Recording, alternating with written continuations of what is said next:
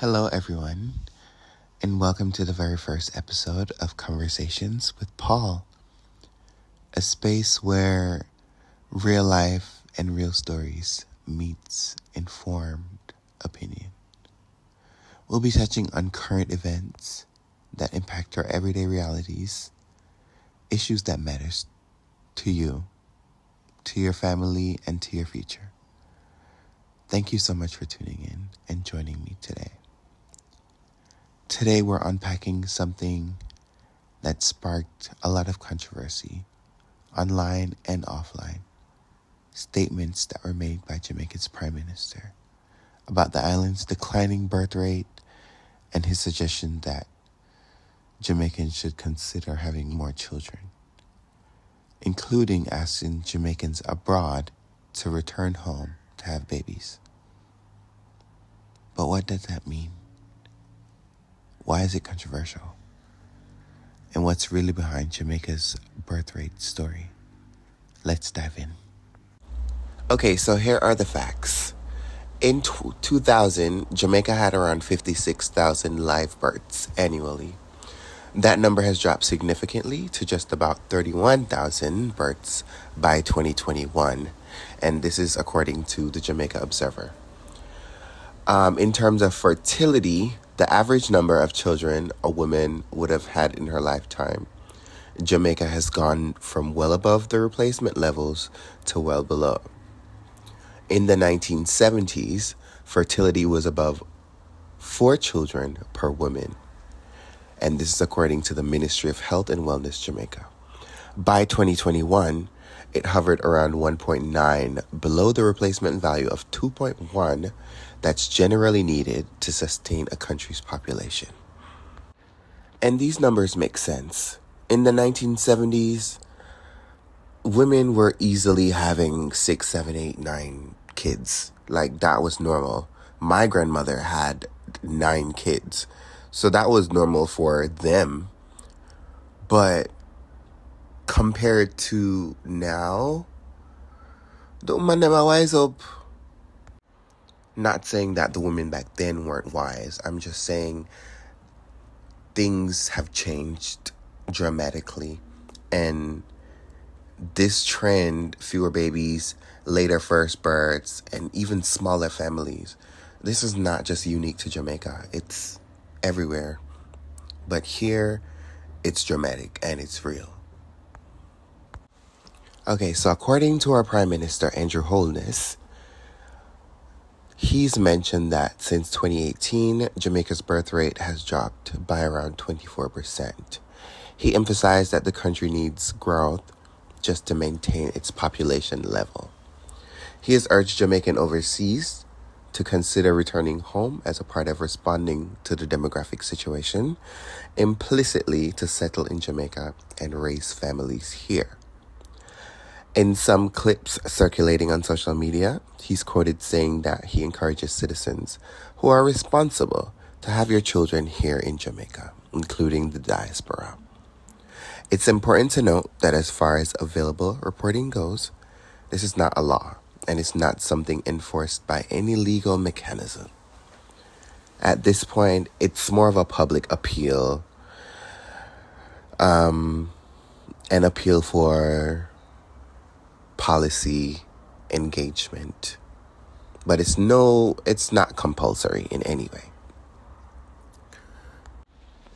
Jamaica hasn't historically seen any public call from a prime minister specifically telling people to have more children or inviting the diaspora back to repopulate the nation, at least not in recent political history.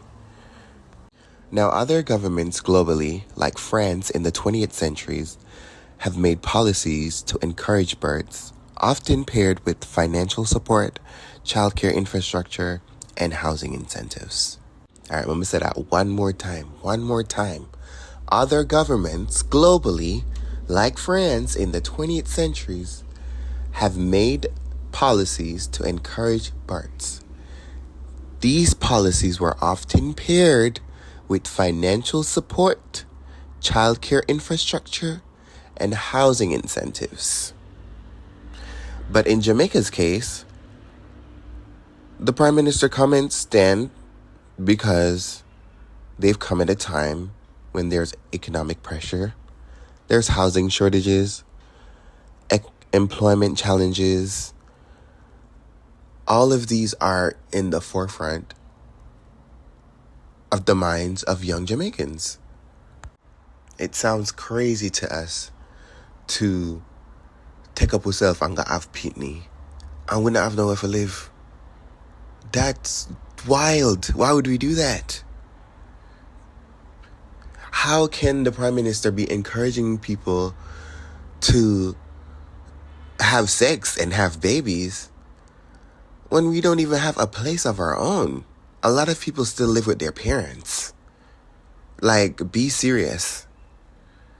There's a lot of reform that needs to be done in Jamaica before the government can even suggest something like this. There's been no major package of benefits announced alongside this appeal, which you could see why the people are reacting how they're reacting.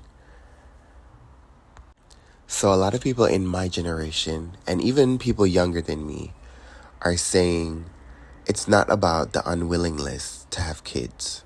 We're willing to have kids. It's about the conditions that you want us to have kids in. The cost of living is high. Rent is high. People can't move out their parents' house. Food is high. Transportation might be cheap if you ride in the bus. But if you want a car, healthcare is high. Like, all of that is... What we'll forget money from? Minimum wage in Jamaica is low. And it's been historically low compared with inflation and living cost. Price, everything I go up, but minimum wage not go up. It's not making sense. Basic services like childcare and stable healthcare are costly and limited. When politicians talk about birth rates without addressing the underlying issues, many feel like it's tone deaf. Like, what are you talking about? If you're gonna be anything, be for real. And they're not being for real. Now let's get into the diaspora angle. A number of people who migrate overseas, they do that for financial viability. And many comment that returning home permanently to Jamaica is not realistic when they have better job opportunities abroad. Across social media platforms, some people are furious. Others have responded with comedic skits and memes, using humor to express skepticism or even their frustration. You know Jamaicans love take bad things make joke. So of course we've seen funny TikToks about people where abroad I pack them things, I said them I come home because Andrew calls for the man them. And yeah, it's funny because no one is doing that. So what's really going on? Yes, the birth rate is decreasing, but it's not just simply because this generation does not want to have kids.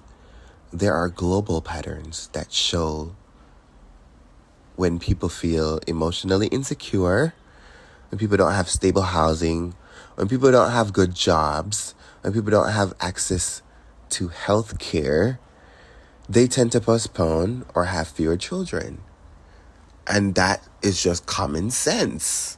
Nobody wants to struggle. Nobody wants to have kids if they don't have to and then struggle with them. What?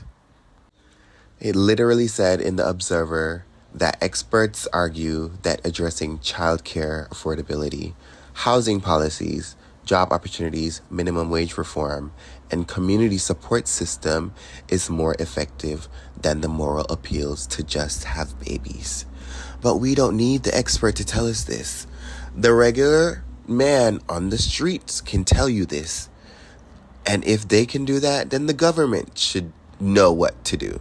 The government should know what initiatives to take and what programs to offer if they want to see this happen.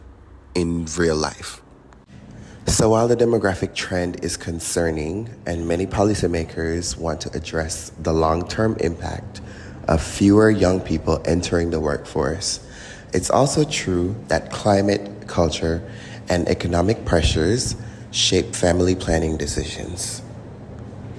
Let me be clear, I absolutely believe that Jamaicans, people from my generation, do want families. I do believe that we treasure children here in Jamaica. And many of us long to build something meaningful here at home. But we can't ignore the real reasons why so many people delay or decide against children. And these are tied deeply to economic conditions, insecurity, and lack of opportunity. So I say this to say I have no problem with the government making an appeal. However, these appeals should come with plans and policies that support these babies that you want us to have, not just encouragements. If you really want a sustainable future, and I believe the younger generation does, then there are things that need to happen. There's a lot of reform. There's a lot of work that needs to happen within the Jamaican government in order for that to happen, in order for us to feel secure and comfortable, like we're in a place where we can make that happen. That wraps up our first episode of Conversations with Paul. Thank you guys so much for joining me as I did my deep dive into this topic that's got a lot of people talking and thinking. I would like to hear you guys' perspective, you guys' opinion. So please feel free to comment, and I'll be responding to comments so we can really have a conversation about this. Share the video, like, subscribe, because there will be more where that came from. If you enjoy this kind of real talk, real life, real opinions, come back next time. Don't forget to like, share, subscribe, like I just said, and even tell a friend. These conversations do matter. I'm Paul. Until next time, stay thoughtful and stay real.